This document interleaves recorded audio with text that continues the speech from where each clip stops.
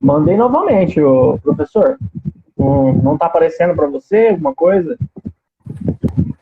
Aí, agora foi. Tá meio escuro, né? Tá escuro aqui. Se quiser ligar uma luz aí, tá tranquilo. Pra mim, não me incomoda, não. Deixa eu ligar aqui. É que eu tô bem claro, né?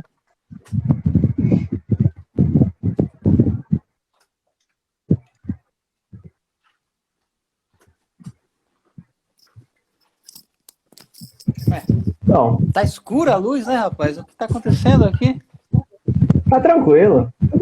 Só não atrapalha, não. Tá não, mas das outras vezes, não teve problema, né? Não tá compensando aqui a luminosidade, né? Tá esquisito.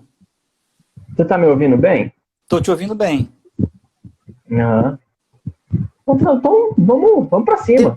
Vamos falar de Schopenhauer. Uma coisa meio dark, né? Dark, filme noir. Pode ser. Eu acho que tá tranquilo. Tá, a luminosidade tá escuro, mas tá beleza. Não tá dando pra te ver bem. É que eu tô bem claro também. Aí compara e fica... será que entrando de novo não melhora? Não sei. Eu acho que não, hein? Eu acho que vai continuar na mesma. Eu acho que talvez é a luz aí. Vai desse jeito mesmo. Deixa eu... Porque tá ligada a luz do teto, tá ligada aqui a luz do lado, mas não é luz profissional, né? Então... Que esquisito, rapaz. Tudo bem. Vamos lá. Vamos lá. Então, a temática... Boa noite, né, professor? Mais uma vez. Seja bem-vindo aqui. Sempre um prazer a gente conversar sobre o Schopenhauer, que a gente gosta só um pouquinho de falar, né? E o tema que foi separado, a temática, assim, né, dessa explanação é o que se quer quando se ama. E seja bem-vindo. Dê boa noite para os nossos telespectadores. O que se quer quando se ama? Eu selecionei aqui uma passagem, Antônio, que é uma passagem muito interessante, né? Que talvez amarre bastante daquilo que a gente falou. É uma citação que no caminho da conclusão da metafísica do homossexual do Schopenhauer. E eu tomo a liberdade de citá-la, tá? Porque isso diz respeito à vida de muitas pessoas. Tanto faz se elas são adolescentes, se são pessoas maduras, se são pessoas já na idade avançada, se são pessoas que namoraram muito, pouco, se foram casadas, se divorciaram. Eu acho que isso aqui reflete bem o nosso tema. E até por isso, eu acho que ela é uma passagem assim nevrálgica do texto que ilustra esse tema que a gente está abordando, que é o amor sexual. E a sublimação desse amor sexual, tá? Então eu vou citar, tá ok? Citação. Por isso, o ciúme, quem não leu, que leia Otelo, de Shakespeare, a tragédia do ciúme. Ou então, uma versão brasileira, magnífica, genial, totalmente original, Dom Casmurro, de Machado de Assis. O tema do ciúme, né? Eu recomendo isso para os leitores que querem uma exposição arrojada, clássica, de um tema delicado, sim, mas que faz parte da natureza humana, que é o tema do ciúme daquele que ama. Então, esses dois livros, Otelo, de Shakespeare, e Dom Casmurro, de Machado de Assis. Então, aqui, a citação. O tema do ciúme, né? Que sempre envolve a questão amorosa. Porque quem não sente ciúme não ama, né? Convenhamos. Um pouquinho de ciúme sempre é necessário. Se você quer saber se uma pessoa ama você, um pouquinho de ciúme é necessário. Se não tem ciúme, na minha opinião, não tem amor. E acho que o Schopenhauer concorda comigo, né?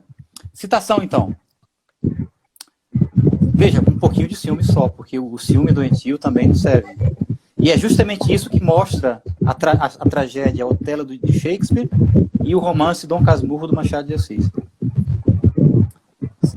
Citação. Por isso, o ciúme é tão pleno de tormentos e furioso. A questão da reprodução da espécie, a espécie exigindo que os indivíduos reproduzam. E a cedência da amada é o maior de todos os sacrifícios. Um herói se envergonha de todas as lamúrias, menos das amorosas. Vou repetir. Um herói se envergonha de todas as lamúrias, menos das amorosas. Porque nestas, nas lamúrias amorosas, não é ele, mas a espécie que lamenta. Eu acho essa passagem muito bonita, acho que é a melhor definição que eu conheço do ciúme. Não é o indivíduo que chora uma situação de ciúme e uma situação de cedência da amada. Porque aqui ele está falando do ponto de vista masculino, mas serve do ponto de vista feminino também. Não é o homem, não é a mulher que está chorando, mas é a espécie que está lamentando que aqueles dois indivíduos não tenham conseguido consumar o objetivo dela espécie, que é uma criança. Isso aí me fez lembrar, professor, de uma obra que eu li já faz um tempo, que trata a respeito do ciúme, e eu também lendo de novo a Metafísica do Amor Sexual, no final ele fala bastante da pederastia, né? E eu me lembrei de uma obra que eu li, se chama Satyricon, não sei se você já ouviu falar. Eu vi um filme, tem um filme há um filme chamado Satyricon, não sei se foi baseada na obra, né? É baseado na obra do Petrônio. É uma obra de 60 depois de Cristo, na época do Império Romano, na época de Nero. E é um romance que são na verdade são dois homens disputando um, né? Então é uma obra que fala sobre ciúme, só que é um ciúme homossexual. Que também é algo curioso, porque eu não sei se Schopenhauer chega a falar explicitamente do ciúme homossexual. Ele cita algumas obras, né, onde fala da pederastia, que é um tema já bastante antigo, bastante recorrente, mas ele não fala do Satyricon. Eu queria saber se você conhece essa obra, eu vou falar alguma coisa. A obra não cheguei a ler ainda não, viu? Mas diga, prossiga. A obra é boa, viu? Prossiga. A obra é boa. Não, é que você comentou da questão do ciúme como sendo algo que faz a espécie se sobressair, digamos, às vontades individuais, né? Que o indivíduo age em favor do amor, sendo que ele se orgulha disso, ele não se envergonha disso, né? Então, no caso do ciúme homossexual, não teria, digamos assim, a finalidade da espécie, né? Aquilo que a espécie quer em última instância, que seria, né, a concepção de um novo indivíduo.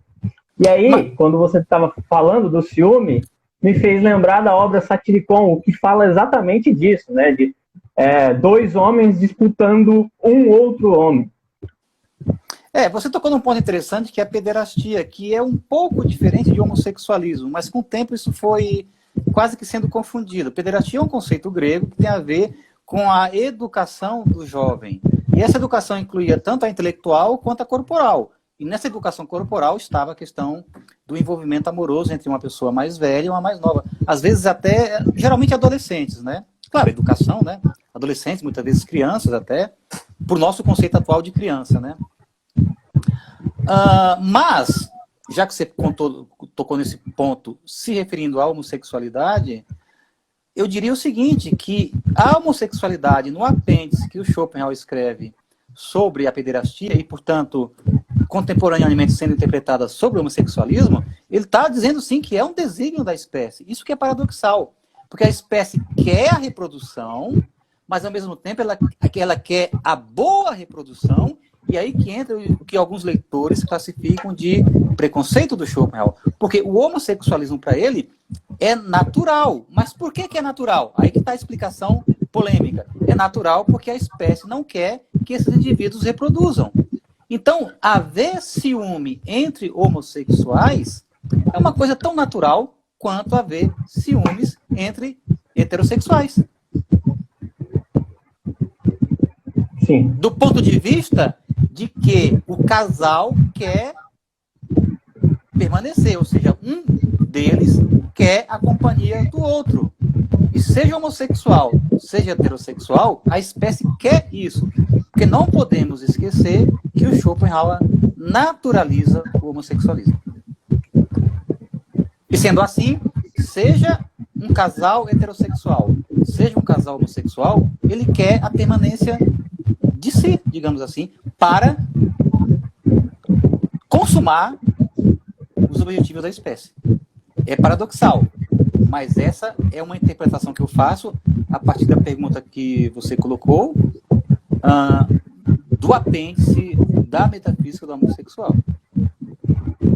Eu não estou aqui querendo defender como se Schopenhauer fosse mais importante que Deus, como disse o presidente da Schopenhauer Gesellschaft da Alemanha, da Internacional lá na Alemanha, ou seja, a Sociedade Schopenhauer na Alemanha, que falou: não estamos na Terra para defender Deus, mas estamos na Terra para defender Schopenhauer. Não é isso. Eu apenas estou dizendo que, logicamente, a partir da argumentação dele que a pederastia, em extensão, o homossexualismo é natural, então o ciúme também é natural no homossexualismo.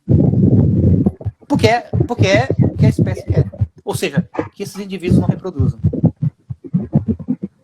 Eu vou ler um comentário aqui, não é uma pergunta, mas o André Bastos disse assim: pode ser que a espécie, vontade, criou a homossexualidade para controlar a reprodução da natureza.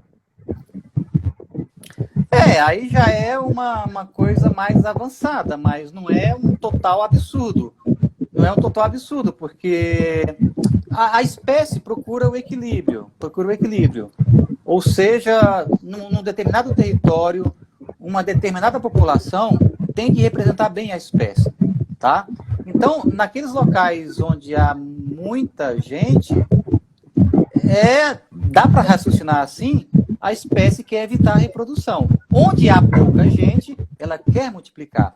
E aí o exemplo a ser dado do próprio Schopenhauer é o caso das pandemias, por exemplo. Das epidemias. Ele dá um exemplo, eu acho que é na metafísica do homossexual, em que, em períodos de epidemia, depois da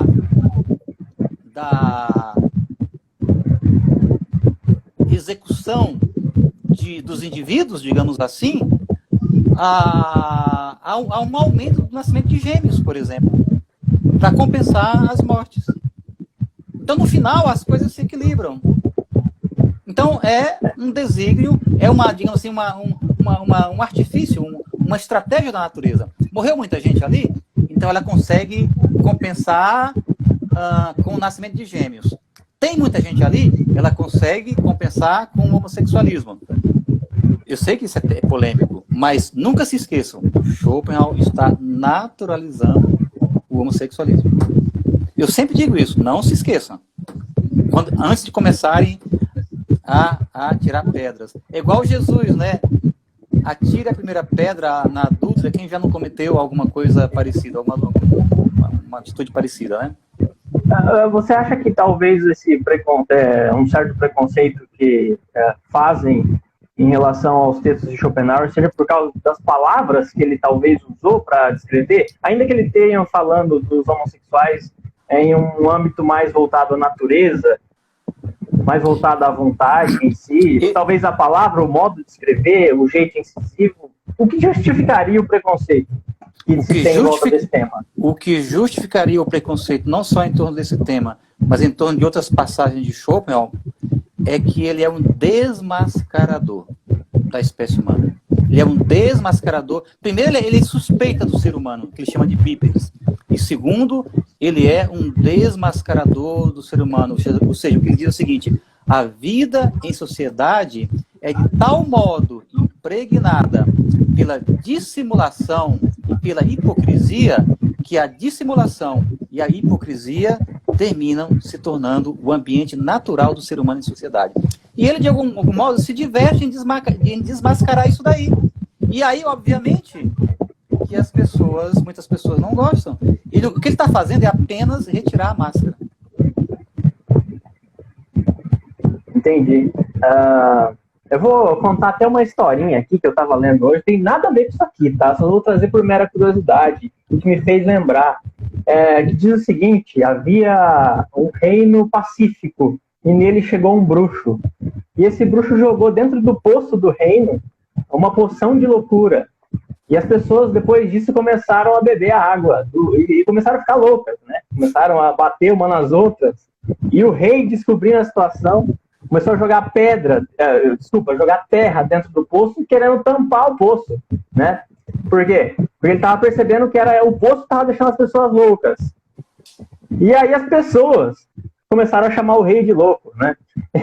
E aí o que me fez pensar? O Schopenhauer é um desmascarador, né? Aquele que está vendo além de tudo, e é aquele que também é chamado de louco, é aquele que recebe o preconceito. E às vezes é um preconceito infundado, né? Porque se você for estudar a fundo, ir a fundo, buscar de maneira séria e tudo mais, você consegue perceber outra perspectiva. Você falou do tema da loucura, me lembrou agora o alienista do Machado de Assis. De novo, o bruxo do Cosme Velho. É impossível falar de Schopenhauer sem falar de Machado de Assis, o nosso grande, talvez o nosso maior escritor. Eu votaria nele como o nosso maior escritor. Sem dúvida alguma, não teria dúvida. O alienista, né, que o sujeito é um alienista, ou seja, um psiquiatra, e ele começa a investigar a população, ele começa a descobrir vários casos de loucura, né? Aí ele começa a internar. Só que no hospício não havia lugar suficiente para as pessoas. Aí o que ele faz? Ele deixa só as pessoas normais no hospício, inclusive ele. Ou seja, como eu interpreto a novela, o Machado de Assis está dizendo que o sujeito lá que era o louco, né? O sujeito lá que era o louco, né? Enfim, só para fazer um link aí com o tema da loucura. Porque o que eu estou querendo dizer é o seguinte: já que você falou nisso, já que você trouxe essa história, eu vou trazer outra passagem da metafísica do amor sexual, que é justamente a passagem da loucura, a loucura de amor. E aí, de novo, vai entrar em cena o Machado de Assis, né? Que é o seguinte, que o Schopenhauer diz o seguinte, que há dois tipos de loucura. Uma delas é aquela em que o indivíduo sofre um acontecimento traumático.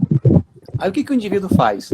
Ele expulsa da sua consciência, da sua memória, esse acontecimento traumático e preenche essa lacuna com ficções. Então aí ele define a loucura no aspecto psíquico, não físico, né, como doença da memória, que é um expulsar algo da memória e colocar algo no lugar dela, que vira, por exemplo, ideia fixa, tá? Mas existe um outro tipo de loucura, que é aquela que não é causada por um acontecimento traumático, mas é aquela causada em que o indivíduo coloca uma ideia na cabeça e não tira de lá, fica o tempo inteiro com aquela ideia. E isso ele chama loucura de amor. O sujeito que enlouquece por amor, ele não consegue tirar a amada da cabeça. Há loucura de amor. Ele cria uma situação irreal para tentar tornar verdadeira? Seria mais ou menos isso que você está querendo dizer? Não. Ele está dizendo uma situação verdadeira, que há loucos de amor. Há loucuras de amor. Ou você quis dizer da sabe, não, isso aí me faz lembrar o quê? Do indivíduo fica louco. Eu entendi agora o que você disse. Você quis dizer em relação ao indivíduo que fica louco. Ah, entendi. O indivíduo sofre quando ele está sem o amor, né? Quando ele não é correspondido. E quando ele tem o amor, ele fala, né? Quando ele também tem o amor, ele também sofre. Nos dois casos. Quando tem o amor, é o caso do Otelo e do Bentinho, do Machado de Assis. Porque aí começa o ciúme. Pode acontecer o ciúme. Não deixa de ser, no seu grau extremo, uma loucura. O Otelo mata a Desdémona. E o Bentinho, do Dom Casmurro, se separa da Capitu e rejeita o seu filho, que ele achava que tinha as expressões do Escobar. Então são formas de loucura de amor. E aí, claro, ele cria uma ficção. No caso do Machado de Assis, o exemplo que ele está dando, olha essa coisa interessante. Além do Bentinho, que não deixa de ser uma forma de loucura, mesmo porque ele é o único narrador do romance Dom Casmurro, tem uma outra situação que no romance Quincas Borba, em que o Rubião, se apaixona pela Sofia, olha só o nome, Sofia, que está embutida na palavra filosofia, ou seja, sabedoria. No caso dessa Sofia machadiana, astuta, né? A dona astuta. Ele até chama a Sofia de a dona astuta. Então, o Rubião se apaixona pela Sofia, que já é casada, só que a Sofia não cede. E aí a paixão do Rubião vai aumentando, aumentando, aumentando, até o ponto em que a Sofia não sai da cabeça dele. Então é uma ilustração que eu vejo da tese schopenhaueriana, de que há uma loucura de amor em que uma ideia da amada, ele está falando do ponto de vista masculino, mas pode também ser invertido para o ponto de vista feminino, eu penso. O caso de uma senhora que não sai da cabeça da personagem Rubião. E aí ele fica loucura de amor. E ilustra muito bem isso que o Schopenhauer está querendo dizer. Uma loucura psíquica. E no caso do Rubião, não correspondida, né? Sim, toda loucura de amor, de algum modo, é uma não correspondência. Ainda que seja imaginária, porque muitas vezes, Antônio, a gente precisa admitir, muitas vezes a loucura de amor que é causada pelo ciúme, ela não passa de algo imaginário. Do ponto de vista real, muitas vezes nem tem algo ali. Mas isso aí é indiferente para o louco de amor, entende? Muitas vezes, até por ser louco, né? Ele cria na psique dele toda uma série de situações. E olha, isso é mais comum do que a gente imagina. Não que a pessoa vá ficar efetivamente louca, mas muitos casos de amor findam por causa disso. Porque a imaginação começa a trabalhar em excesso. Alimentada pelo... Isso que é paradoxal. Alimentada pelo próprio amor. Seja o amor correspondido ou não correspondido. Mas, sobretudo, o correspondido. Porque aí o louco de amor... nenhum argumento vai convencê-lo do contrário de que a sua amada o está traindo. Vide, novamente, o Otelo de Shakespeare e o Bentinho de Machado de Assis. Certo.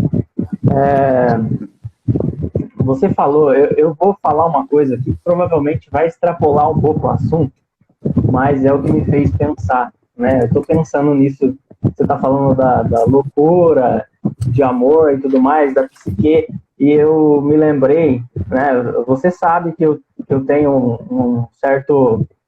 Eu gosto de estudar a respeito dos sonhos, da interpretação dos sonhos de Freud, e ele fala, em dado momento, que algumas pessoas, por não lembrarem totalmente os seus sonhos, elas criam conclusões para eles.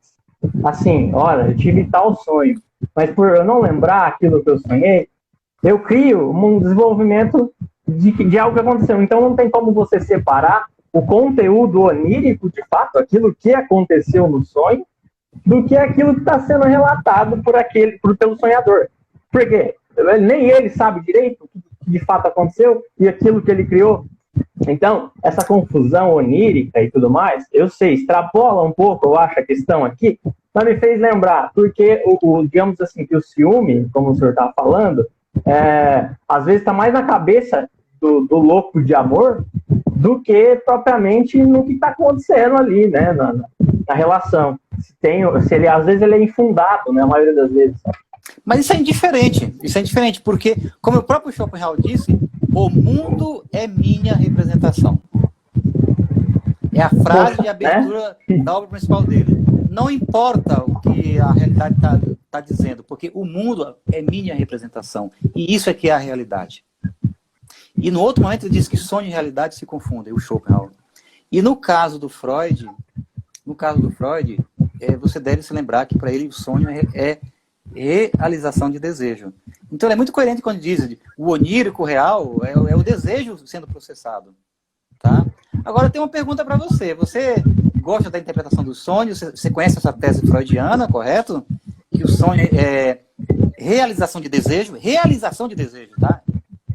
Realização de desejo. E como é que ficam os sonhos premonitórios? Rapaz, Eu vou me calar quanto a isso. Porque Não, o meu não se cale. Não, o meu conhecimento é muito limitado nesse aspecto. Não, mas Ele vamos pegar a tese do Freud. Sonho é a realização de desejos. E os sonhos premonitórios são realização de desejos? A não ser que ele negasse os sonhos premonitórios. Mas estou falando daqui da gente, no caso. Se eu não me engano, e eu tenho bastante cautela para dizer isso, ele não crê no sonho como premonição, no sonho premonitório. Eu acho que ele fala disso quando ele cita alguns autores antigos, algumas concepções antigas, né, de sonho, mas aí dentro da visão dele, mais sistematizada e tudo mais, eu acho que não, mas eu não tenho certeza não, tá? Mas ele é um espertinho, porque a tese principal dele é que o sonho é a realização de desejos. Como é que ele vai dizer que sonho premonitório é a realização de desejos? Porque na concepção de um sonho premonitório está a questão do destino. O destino está enviando um sinal. Portanto, não é desejo do indivíduo, é uma designação, uma resolução do destino, anunciada através do sonho. Isso está muito explícito nos gregos. Isso está... Não provavelmente os gregos tinham os oráculos, isso está muito explícito em várias épocas da humanidade, a questão dos sonhos premonitórios, que são relatados pela história, inclusive. E na filosofia, o grande racionalista René Descartes, o pai da modernidade, o pai do racionalismo, ele mesmo diz, no discurso do método, eu tive sonhos premonitórios que estava destinado a realizar uma grande obra de reformulação do conhecimento humano. E aí ele acreditou nesses sonhos e escreveu as Meditações Metafísicas. Olha só, o pai da modernidade, o pai do racionalismo. E o nosso querido Schopenhauer, que é mais importante do que Deus. Desculpa, tá? Isso não sou eu que estou dizendo. Foi um presidente da Sociedade Schopenhauer que eu conheci na Alemanha. Estou ironizando, tá? Me desculpem o pessoal aí das religiões teístas. Me desculpem. Todo respeito. Aliás, se é uma pessoa que respeita as religiões, sou eu. Sou muito fã das religiões, respeito todo mundo. O Schopenhauer mesmo teve um sonho premonitório na epidemia de cólera em Berlim, quando ele estava lá estudando, em que um amigo dele aparecia convidando para ir para um outro país. Só que esse amigo já estava morto. Olha, é preciso ser Schopenhauer para interpretar esse sonho? O sujeito já estava morto e aparece em sonho, convidando o Schopenhauer para ir para esse país, ou seja, cumprimentando a entrada dele nesse país. É preciso ser Schopenhauer para interpretar esse sonho? Eu te pergunto. Não. Não. É o convite da morte. Mas aí que está uma coisa interessante. Ele fez a leitura disso e fugiu de Berlim e foi morar em Frankfurt. Ou seja, nós temos exemplos na história da filosofia de pessoas que levam a sério sonhos premonitórios. O Hegel provavelmente... Só um parêntese. Depois você pode continuar no Hegel. Onde que eu encontro essa passagem? No diário dele? Não, isso está nos manuscritos póstumos, que não há tradução. Tem que ir lá no alemão. Eu acho que eu já li sobre isso na biografia do Safransky. Tá. Acho que é o Weisman que diz isso, né? Tem alguma biografia. Mas o original está nos póstumos, tá? Óbvio. O original está nos póstumos. Mas nós não temos tradução dos póstumos. Mas com certeza você encontra em algum lugar. Eu acho que eu mesmo já citei isso. Não sei se foi no meu... Acho que no meu livrinho, viu? Eu tenho a impressão que eu já citei isso. Vou até verificar, mas eu acho que eu já citei isso daí em algum lugar. Ou no meu livro, ou em algum artigo. Com certeza já citei. Tranquilo. Você estava falando do Hegel. O que você vai falar do Hegel? Não, é que o Hegel vivia na mesma época do Schopenhauer, né? E você sabe que o Hegel, poucas pessoas sabem, mas ele participou do exame de admissão do Schopenhauer para professor docente na Universidade de Berlim. Estiveram frente a frente. E o Hegel tentou puxar o tapete do Schopenhauer. Só que o Schopenhauer respondeu muito bem com concordância da banca. E foi uma vergonha para o Hegel. E aí o Schopenhauer nunca esqueceu disso. E provavelmente o Hegel nunca esqueceu disso, porque o Hegel nunca cita Schopenhauer. Mas o que eu estou querendo dizer, na época da epidemia de cólera, o Hegel ficou em Berlim. Não sei se teve sonho premonitório ou se teve e não acreditou. Ó, o Vinícius está falando assim, Jair, que acha de traduzir esses manuscritos para a gente? Meu amigo, eu estou muito ocupado ultimamente com os meus livros, tá? Eu tenho projetos de livros aí que estão em andamento. Acho que daqui a um tempo o pessoal vai ter esses livros, né? E eu estou bastante ocupado com a minha produção intelectual. É claro, a tradução é uma produção intelectual, inclusive eu disponibilizei para o nosso público, uma coisa com muito me orgulho, tá? Me disponibilizei para o público brasileiro o tomo 1 e o tomo 2 de O Mundo como Vontade e como Representação. Isso depois incentivou vários outros tradutores a fazerem traduções de Schopenhauer, mas o que eu gostaria de dizer é que, não que eu encerrei a minha oficina de tradução, mas é que no momento eu estou ocupado com os meus textos, né, com os meus livros. Isso não significa que eu não vá traduzir em algum momento outro texto de Schopenhauer. Com certeza, vou fazer isso no intervalo do que eu estou escrevendo. Com certeza virá alguma coisa, mas um compromisso agora de traduzir os manuscritos. Os manuscritos são uma obra monumental, são vários volumes. É dali que você vê registrado como iam nascendo as ideias de Schopenhauer, até resultarem nesses livros. É muito bonito observar a gestação de um pensamento. É muito bonito isso, muito bonito. Mas, eu acho que há um momento que a gente precisa pensar na gente também, né? Eu acho que eu já dei uma contribuição substancial para os nossos estudantes, os nossos pesquisadores, os nossos professores de filosofia. E eu acho que chegou um momento que eu devo escrever. Eu tenho um chamado para escrever os meus livros. É isso. Mas sim, inclui uma outra tradução, com certeza. Pode ter certeza disso. Sim, muito bem, legal. A gente acabou entrando em outros assuntos fora da metafísica. Mas são parênteses. Saibam todos vocês que os meus livros que virão adiante, eles sempre terão Schopenhauer como a estrela alfa da minha constelação de autores. Muito bem, estamos felizes em saber disso. Creio que as pessoas que estão ouvindo também. Voltando um pouco agora à questão da metafísica, do amor sexual, tem uma pergunta da Gianni Santana, é isso. Achei interessante. Diz assim: tenho visto vários vídeos que falam das pessoas que sofrem no relacionamento devido ao ciúme excessivo. Como ajudar o ciumento? O que você diria para um ciumento, professor Jair? Olha, Antônio, eu não sou professor de amor. Aliás, como todo ser humano, eu também tenho os meus sofrimentos de amor. Como todo ser humano. Como Schopenhauer disse, as lamúrias de amor, um herói não se envergonha delas, porque é a espécie que está ali por trás. É o gênio da espécie, né? Mas isso dito, como montar uma estratégia para evitar o ciúme excessivo, é isso? Sim, é isso. Olha, é uma coisa que não sou eu que digo. É preciso conversar. Aliás, talvez seja uma oportunidade para uma conversa diferente.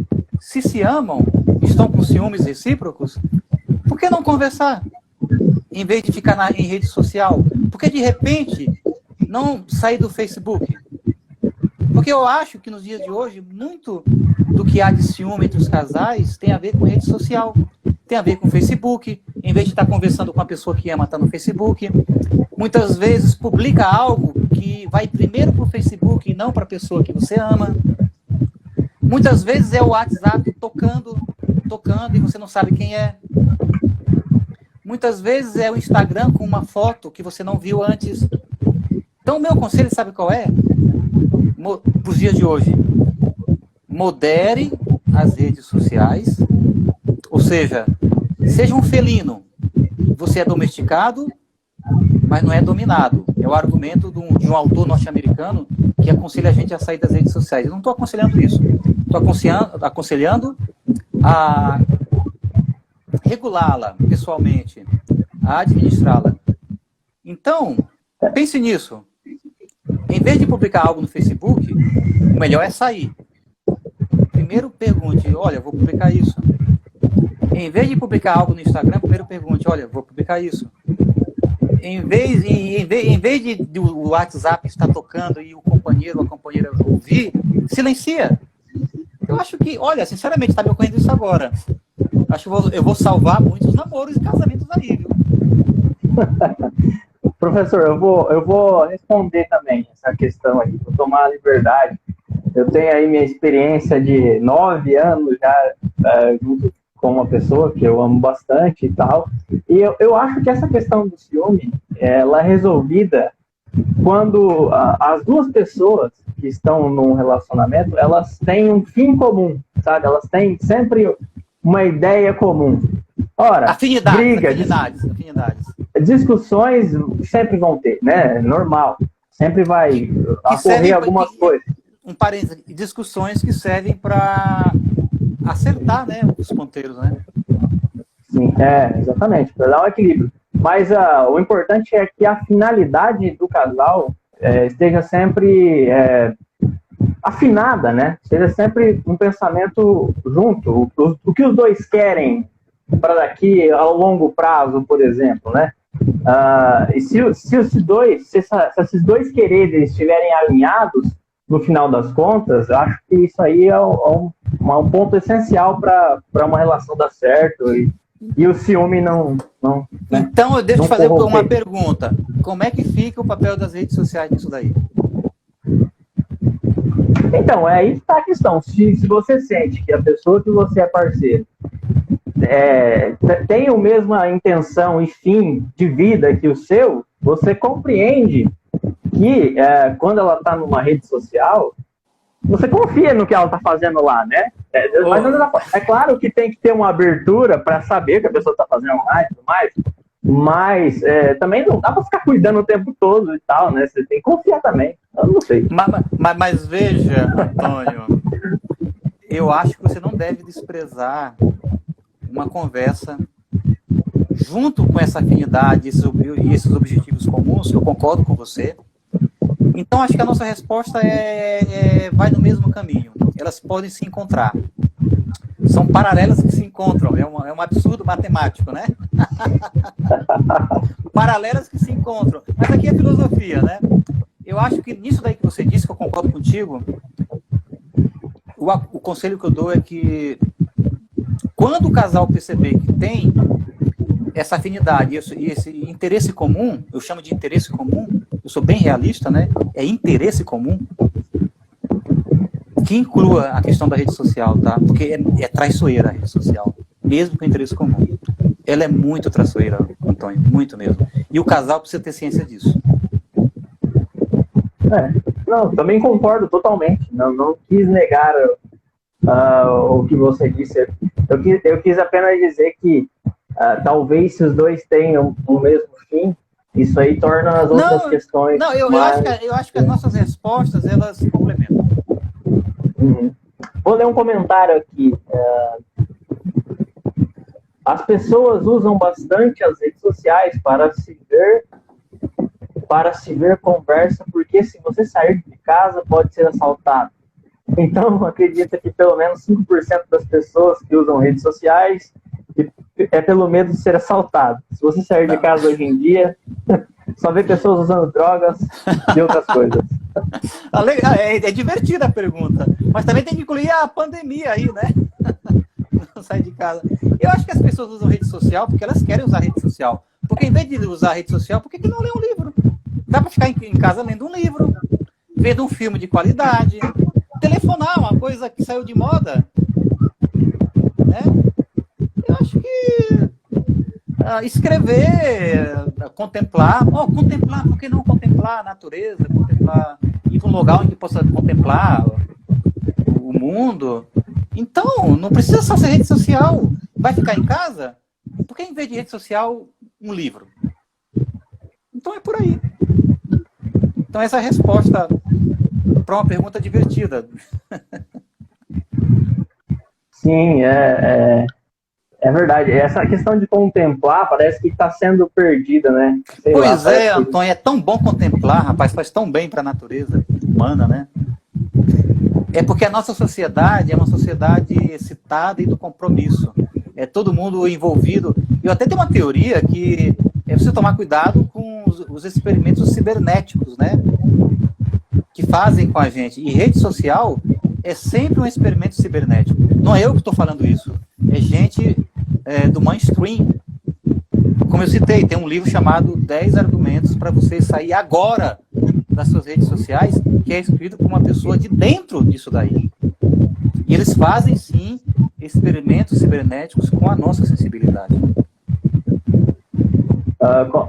Conseguiria citar um exemplo, sim, mas um exemplo comum? O exemplo comum é o Facebook, que ele disse que essa questão de você ter um feedback, ou um coraçãozinho, ou um joia, isso aí já está planejado. É para você ficar viciado. Há casos de suicídio de pessoas que não têm o número de likes que deveriam ter. O Instagram, que é do Facebook, coloca o coraçãozinho, né? O Facebook coloca o joia. Tem outras alternativas. Isso daí, meu amigo, é a cocaína do Facebook e do Instagram. Isso foi planejado para viciar as pessoas. Igual cigarro. A pessoa fuma, mas está lá diversos elementos viciantes. A pessoa fuma achando, tô fumando, é bonito, é charmoso. Não sei, eu me acostumei a fumar. Você se acostuma a fumar porque você se viciou. Facebook é a mesma coisa. Redes sociais. O exemplo que eu estou te dando é que, sobretudo o Facebook, vicia no ódio. Já percebeu como o Facebook é bem ódio, pauleira? A maioria das postagens é filho da puta, criticando isso, aquilo, sou a favor do Bolsonaro, sou contra, aí o ódio vem, não tem razão, não sei o quê, aí publica a foto, aí desperta a inveja, aí o outro publica uma foto mais bonita, aí entra a inveja, o ciúme, mas sobretudo o ódio, porque o ódio vicia. Aliás, o Freud, que você está estudando, disse que tem 2 grandes prazeres do ser humano, o amor e a violência. São os 2 grandes prazeres do ser humano. O sexo, na verdade. O sexo e a violência. Aliás, o próprio Freud diz, o ato sexual é um ato de violência que só não é considerado como tal por causa do gozo sexual. Mas você vendo de fora, neutro, um ato sexual, é um ato de violência. Até por isso, algumas feministas, me permita dizer, bestas, elas exploram muito isso. Que toda relação sexual é um ato de estupro. Já tem gente pensando isso. E que, portanto, toda relação sexual tem necessariamente de ter um contrato prévio, alguma coisa assim, para poder ser executada. Olha, meu amigo... Isso aí me fez lembrar uma coisa. Isso aí me fez lembrar uma coisa curiosa também, que é comparável a isso. Tem aquelas campanhas, por exemplo, de orgulho por ser gordo, por exemplo, sabe? Aí vem uma pessoa e fala, não, agora, e tá nesse grupo e fala, agora eu vou emagrecer, né? Agora eu quero emagrecer. Aí as pessoas que estão nesse grupo falam, não, você não pode emagrecer, você tem que estar nesse grupo aqui. A gente tem orgulho de ser gordo. Então, assim, meio que você não pode buscar uma evolução pessoal sem ser julgado.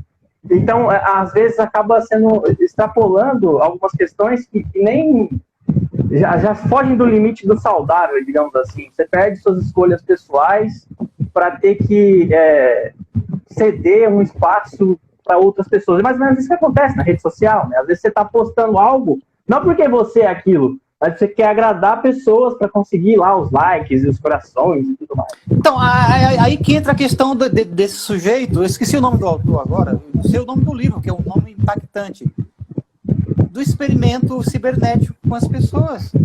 As pessoas precisam ser padronizadas, elas precisam estar viciadas nas redes sociais com certas características, por exemplo, joinha, coraçãozinho de amor. Porque, ao serem viciadas, elas podem melhor ser manipuladas e, portanto, ser um produto de venda para as grandes empresas e enriquecer um pequeno número de pessoas. Então Sim, é importante que o público que está nos assistindo, nos ouvindo, tenha ciência disso. Então, eu diria até que, né, na conclusão dessas 4 lives, Antônio, talvez essa seja a principal mensagem. Nós estamos no Instagram, que pertence ao Facebook, e eu estou criticando isso daqui. Ou seja, eu estou sendo subversivo. E com muito orgulho. Porque eu e você estamos destinando um material de qualidade nesse meio, que é um meio viciante e que merece todas as minhas críticas. Nós estamos sendo subversivos aqui. Até nos censurarem e eliminarem alguma coisa da gente. Eu acho que não, porque a gente não é muito conhecido como o Neymar. Se fosse o Neymar, ele talvez até... Talvez não, porque tem muitos seguidores. Mas, digamos, um sujeito médio conhecido no Instagram, eles iriam censurar. Isso que eu estou falando. Sim. O meu objetivo aqui é a subversão cultural. Bom, deixa eu fazer uma questão. Todo esse assunto aí me fez pensar nisso. Já faz um tempo que eu trabalho num texto que eu tento fazer algo que eu não sei, não faço a menor ideia se faz sentido, mas eu faço. E aí eu já comentei isso com você, acho que no começo das nossas conversas, mas provavelmente você não lembre, mas agora, nessa conversa que nós estamos tendo aqui, faz algum sentido voltar nisso. Eu queria saber o que você acha, se faz sentido pensar na vontade metafísica schopenhaueriana numa leitura sociológica. Assim. Você consegue colocar ela não só no mundo contemporâneo, mas analisá-la sociologicamente, através das relações, por exemplo, numa rede social, né? Por exemplo, eu consigo pensar a vontade, além de um simples desejo de ganhar likes, sabe? Como tendo, eu não sei, algo nesse sentido. Você consegue me dizer algo nesse sentido? Vontade metafísica no âmbito sociológico moderno, coisa assim. Eu acho Schopenhauer um democrata. Se você pensar que a vontade una e metafísica está em toda parte, em todos os seres humanos, tanto faz quais sejam, está nos animais, está nos vegetais, está nas pedras, então ele é um sujeito que lá no núcleo duro, o mais duro da sua metafísica, está dizendo: isso és tu. Isso que está na sua frente é você, seja uma pedra, uma planta, um animal, um ser humano. É a unidade metafísica da vontade. Então, do ponto de vista sociológico, ele é o mais radical democrata que eu conheço. Todos são iguais. Inclusive, como dizem os gregos, traduzindo isso, perante a lei. Todos são iguais. Isso és tu. Por quê? Porque aquilo que está ali na tua frente, por mais que aparentemente seja diferente de você, é você. Ponto final. E, no caso... qual foi a outra coisa que você colocou? Já te respondi uma coisa. Ela é radicalmente democrata. A outra coisa qual foi? Sobre uma leitura sociológica da vontade metafísica. Mas já fiz. Eu falei da rede social. Falei da rede social. Tá. Muito bem. É que essa vontade, ela é uma autodiscórdia consigo mesma. Eu falei aqui da crítica às redes sociais, né? Elas podem destruir casamentos e namoros. É que essa vontade metafísica, una e indivisível, ela é uma autodiscórdia consigo mesma, ou seja, ela crava o dente na própria carne. E isso se traduz no mundo como a luta de todos contra todos. Ou seja, esse conflito que eu estou aqui dizendo das redes sociais, que leva o indivíduo a, na sociedade, entrar numa discórdia com outros, é uma tradução dessa autodiscórdia da vontade com ela mesma. Então, empiricamente, isso é um reflexo dessa natureza metafísica da vontade. À luz de Schopenhauer. Entendo. Por exemplo, sabe, às vezes eu penso o seguinte: vamos pensar que Schopenhauer está escrevendo nos dias de hoje. Que tipo de leitura ele faria dessas discussões modernas, entende? É aí que está a questão. Assim. Por exemplo, esse embate midiático, embates políticos de extrema raiva e rancor, tudo mais.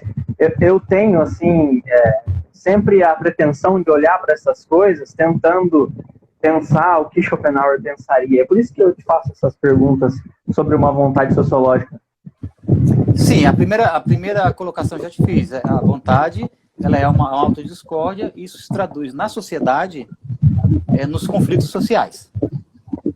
Apesar de, no fundo, isso apontar para uma democracia radical. Só que a democracia, meu caro, é o gerenciamento de conflitos. Foi isso que nos ensinou os gregos. Os gregos nos ensinaram isso. Os gregos eles se reuniam na assembleia, que eles chamavam de eclésia ou eclesia, para tomar as decisões.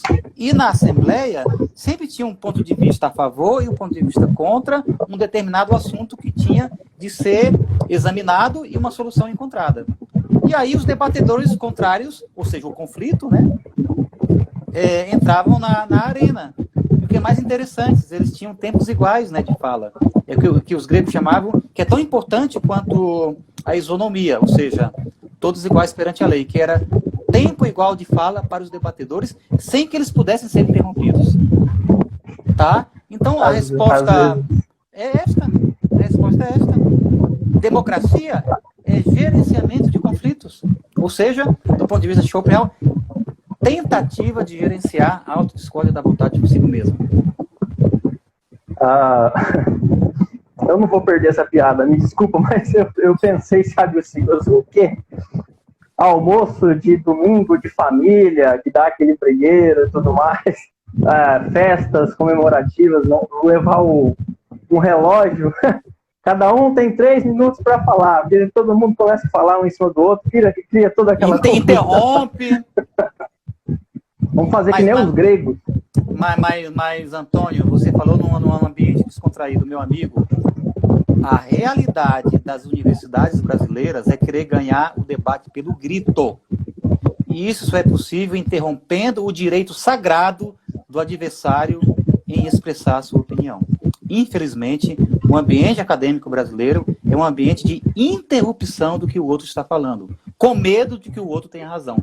Do ponto de vista dos gregos, isso é um absurdo, isso é inadmissível. Você foi, digamos assim, hilário, né? Mas, meu amigo, pensa no que é a tragédia dos debates da maior parte do ambiente universitário brasileiro. Pense nisso. Mas não é só no Brasil, não. Não é só no Brasil, não, viu? Eu já vi isso. Eu vivi na Alemanha, presenciei coisa parecida. É sem sentido também. Não é só Brasil, não, viu? Se bem que na Alemanha a coisa é mais controlada, Não seria uma coisa mais da... eu tenho um receio de falar natureza humana, mas seria uma coisa mais da natureza humana? Ou não? É da natureza humana, mas veja, Antônio, nós vivemos em sociedade. Nós somos seres culturais também, não somos só seres naturais. E a partir do momento que nós somos seres também culturais, quando a gente vai para um debate, a gente tem que lembrar dos gregos, sim, da bússola grega. Aliás, como diz o Schopenhauer, se a estrela clássica some do horizonte, estamos perdidos. Nós não temos mais como navegar. E essa estrela clássica inclui essa valiosíssima contribuição dos gregos. Num debate, você tem de ouvir o adversário. E depois, você terá um tempo igual dele para falar. E ele não poderá te interromper. E nem você poderá interrompê-lo. Isso é sagrado, Antônio. É sagrado isso daí. Nós devemos tentar cultivar isso nos ambientes mais informais também, né? Seria interessante. Com certeza. No churrasco do fim de semana. Embora eu seja vegetariano, né? Mas no churrasco do fim de semana, com verduras grelhadas, sei lá o quê, com certeza. Professor, não, muito legal. Isso aqui já daria outra live, outro assunto. Bem, fica já a ideia até. Nós temos 2 minutos. Faça suas considerações finais. Eu até ia abrir aqui para o pessoal perguntar, mas até fizeram algumas perguntas durante a live. Então eu vou já dar meus agradecimentos para todo mundo que assistiu, acompanhou as 4 lives, aqueles que acompanharam algumas, mas não estão nessa também. Fica o agradecimento gravado aqui. Elas vão estar no YouTube do professor, também no meu. Provavelmente eu divulgue aqui o link para quem quiser assistir posteriormente. E é isso, gente. Tudo que a gente preparou para falar da metafísica do amor sexual foi dito.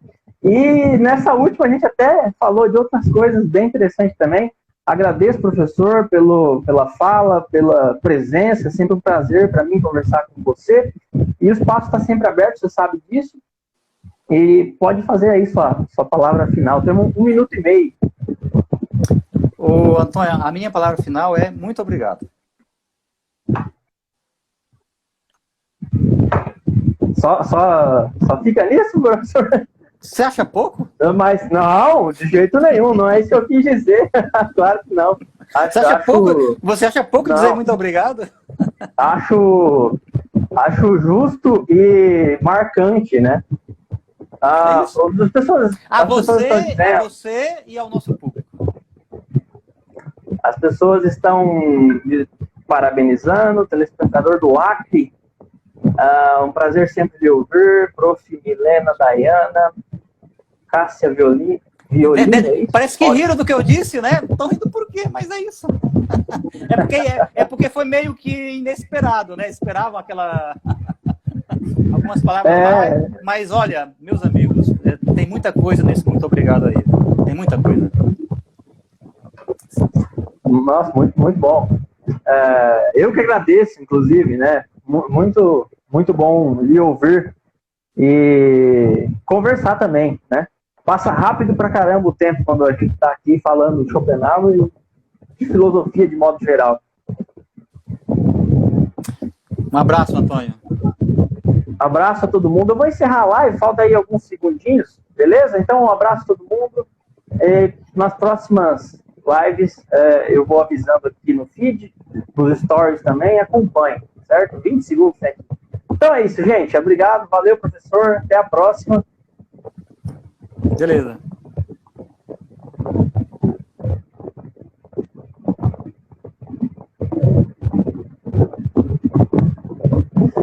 Eu tô aqui ainda porque eu não tô conseguindo fechar, mas falta 5 segundos. Então é isso aí. Tchau.